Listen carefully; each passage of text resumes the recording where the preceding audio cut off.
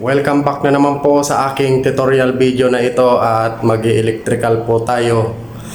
Ang content po natin ang pag-electrical at konting pagbabahagi lang po ng kaalaman na ito at may matutunan kayo sa mga hindi marunong mag-electrical dyan. At shout out na rin sa mga ka-DIY at sa mga ka-fishing adventure. At shout out na rin sa mga gumagawa ng content at napakahirap pong gumawa ng content at hindi po tayo makapag-isip ng ating mga magagandang content. At ipapakita ko po ngayon aking kasama na tinuruan kong mag-electrical at siya po yung maglalagay ng mga outlet. Ayan po siya. Ang pangalan po niya ay Jeffrey. Ayan po, napakasipag po yan. All skill po yan, all around. Siya po yung maglalagay ng electrical. Ayan po. Okay. Iba po yung diskarte niya. Ayan po yung mga kakaibang diskarte. Marunong po siya. Ayan, doon tama, tapos papalo doon. Ayan po. Hindi, mali yan, Jeff. Mali. Mali yan. Ba't mo ginalagay dito? Dito mo pagsasamahin. Ayan po, para turuan po natin yung kasama natin para marunong po siya. Ang tamang pag-jumper po ng ating mga saksakan dito sa ating outlet, dito po yan, pagsasamahin po yan. Yan, baklasin mo doon, panuwagin mo po. Ayan. Turuan po natin yung ating kasamahan upang may matutunan po sila at hindi po wag nating sarilihin, ibahagi po natin ang kaunting kaalaman.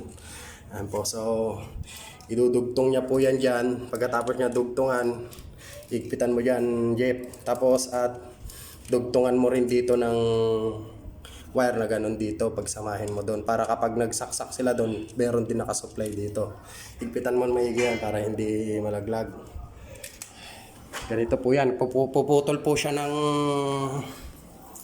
number 12 na wire para sa ating mga saksakan. Ang pang-ilaw po natin ay number 14 lang po. Kapag ang saksakan ay number 12 lang po para hindi po siya madaling masunog at ma-overload.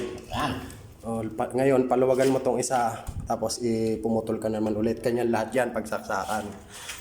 Bigay po natin at turuan po natin ang ating kasama upang marunong din po siya sa pag-electrical. Po. At yung iba po dyan ay shout out ko na lang po. At isusulat ko na lang po, medyo inuubo po tayo. At ayan po yung ating itatap na wire. Ayan po siya. At so yung wire na yon, ayun po yung pagkokonikin ko. Ayan po yung pagkokonikin ko na wire. Akyat po tayo at dito po yung ating tungtungan sa libabo lamang. At meron pa po tayong isang i-install mamaya.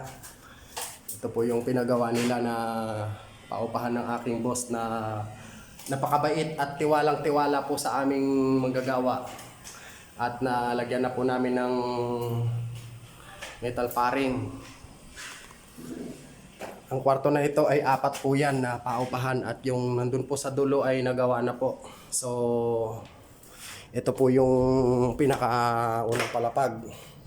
At dito po natin ilalagay yung pinaka-submeter niya at saka breaker niya. Ayan po yung ating kakabit. So napalitadaan na rin po siya at susunod na lang po yung tiles. So at panoorin yung aking pagtatap at may matutunan kayo dito sa aking pag-electrical na to. Ito na po yung pinaka-number 14 para sa load ng ating ilaw. Pag ilaw lang po ay number 14. Kapag sa switch lang po ay number 14 pa rin. So ayan po, number 14 na wire, manipis lang po. Ayan, para sa mga ilaw lang po yan. Kapag para sa saksakan naman po ay number 12. Ayan po yung nagsusupply upang hindi basta-basta po siya masunog. At meron na po nakaabang para sa aircon. Dito po sa Maynila ay hindi po pwede ang iisa lang po ang alam. Dapat all around ka or skill.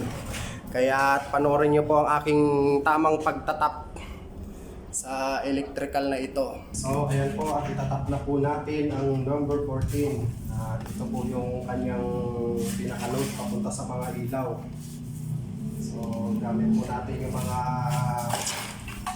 Johnson box. Kung titignan nyo po ay napakagulo po ng ating electrical dahil po naka-kisame lang po siya, hindi po siya na ilulubog sa mga pader. Dahil ang pinaka number 1 po talaga sa pag-electrical ay nasa itaas po ng kisame. So ayan po, itatap na po natin. Ito po ay para sa switch natin. Ayan po yung ating ilalagay. Ipalagay po sana ang aking pagtatap.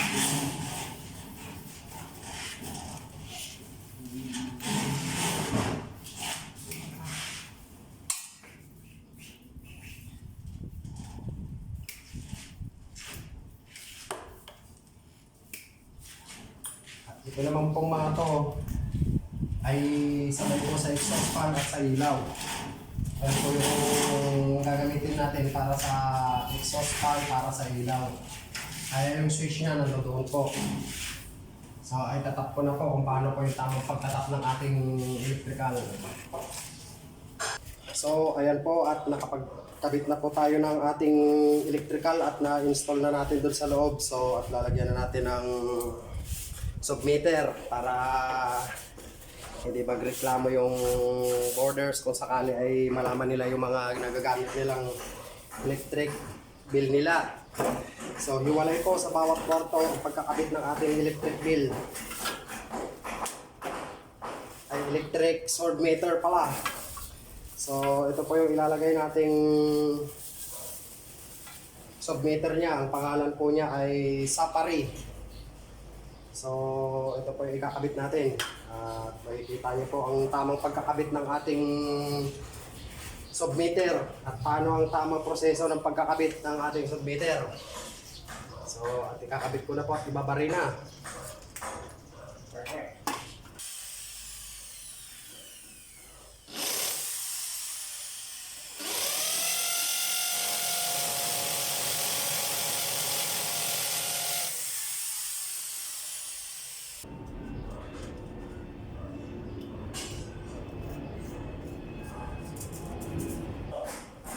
So ito po yung tamang proseso ng pagkabit ng ating safety breaker sa mga manual po na pag-electrical.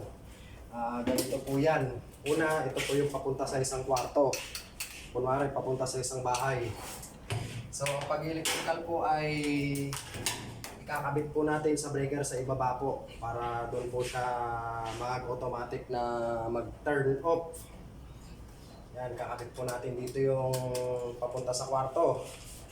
So pag ikabit na po yan ay nabili lang po ito sa online Lazada kaya hindi po sa hardware. Nabili po ng aking boss itong submeter at saka breaker sa online Lazada. So, at yung mga ganito pong meter ay hindi po pwedeng tanggalin yung mga lock pin nito. Dahil po pag tinanggal natin ito pwede po tayong makasuhan. Pero hindi tayo makakasuhan dahil nandito po tayo sa loob ng pamamahay, wag lang po sa mga labas dahil trabaho po ng mga panel ko yun. Ngayon po at magtatap na po tayo ng pinaka power source niya para papunta sa ito, loob, papunta doon. Puputulin na po natin yung pinaka nito dahil may supply po ito. Ito po yung ginagamit kong saksakan. Nakabukod po yan para sa lahat ng mga kwarto. Puputulin ko na po itong saksakan, papunta po dun sa Jenson box at papunta naman po sa submeter. So yan, naputol na po natin yung ginagamit nating saksakan para sa mga pagbabarina namin at sa pag-welding. So ayan po, nakapag-tap muna tayo ng gagamitin nating mga saksakan dahil malayo po yung pagkukuha na namin ng kuryente sa baba at mahabang extension pag gagamitin namin. So temporary tap muna po ang aking ginawa para magamit po yung mga saksakan sa kwarto at magagamit namin pang barina. So ito po, tapos na po yung pagkaka-install ng isang kwarto. At itatry ko pong gamitin upang makapagbarina po ako dito. Gamit po yung extension at magsasaksak sa isang kwarto. Yan, pakasindi nga yung yung breaker doon. Tapos ilipat mo na yung saksakan na ito. May babarinahin na ako saglit. Doon, saksak mo doon. Kahit yan sa may libabo. Tapos testing mo na yung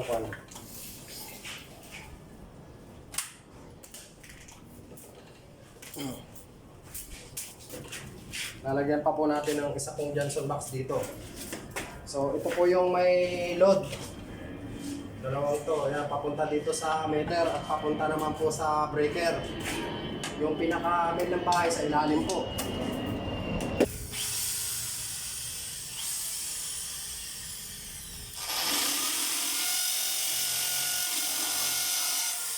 So ayan po, at tinakpan ko muna yung isa pong submeter at saka breaker papunta naman po sa kabilang kwarto at ipapakita ko po yung aking nagawa.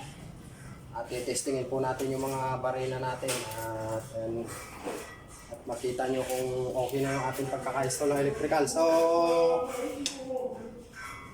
may bukas pa po sa aking content na ito, kaya paki-subscribe nyo po ang aking YouTube channel at saka paki-click na rin ang aking button bell para lagi po kayong updated sa aking mga content at mga tutorial video. Kaya bukas na lang po yung kalahati ng aking gagawin. So, thank you po sa mga ka-followers dyan at sa mga ka-subscribe. Ito po yung breaker na nagawa natin at ito naman po yung kwarto na kanyang natapos. Ay, ito po yung kwarto na natapos. So ito po yung kanyang breaker. Kaya sa ganito pong bawat kwarto po ay kanya-kanya pong breaker yan, bukod po. Kaya dito po yung pinaka patayan ng 5 kwarto na to pag maggagawa po ng mga magdudugtong ng mga wire dyan para dito sa 2 kwarto. Kaya sa paupahan na to ay tinatawag po dito sa pag-electrical na to ay manual po. Kaya sa pagbahay po ay gagamit po tayo ng panel box at magkakasakasama po yung mga ating breaker para iisa lang po ang ating papatayan. Kaya hiwalay lang po ito dahil po sa ay paupahan lang. Ayan, bawat po may kwarto dyan ay may sari-sariling breaker at saka meter. At ito naman po yung isang kwarto ay naka-electrical na rin po siya at may sarili din po siyang meter. So, tetestingin po natin yung ating na-install dun sa loob at mga nakabit na po yung ating mga nakabit na electrical. Oh, ito po yung saksakan at ito na po yung electrical na nagawa ko. So, iti-testing po natin yung grinder kung gagana po siya at naka-open na po dun. Pero yung mga ilaw po ay hindi pa po nalagyan ng mga septakil. Ito po yung mga pang-ilaw pero may power source po yan. Yan po. Testing po natin. So, ito po yung grinder. Oh. Ano na po? Ano na po yan. So,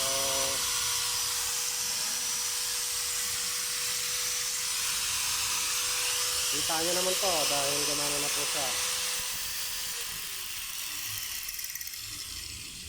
So, ililipat po natin sa kabila yung kanyang saksakan. Okay po.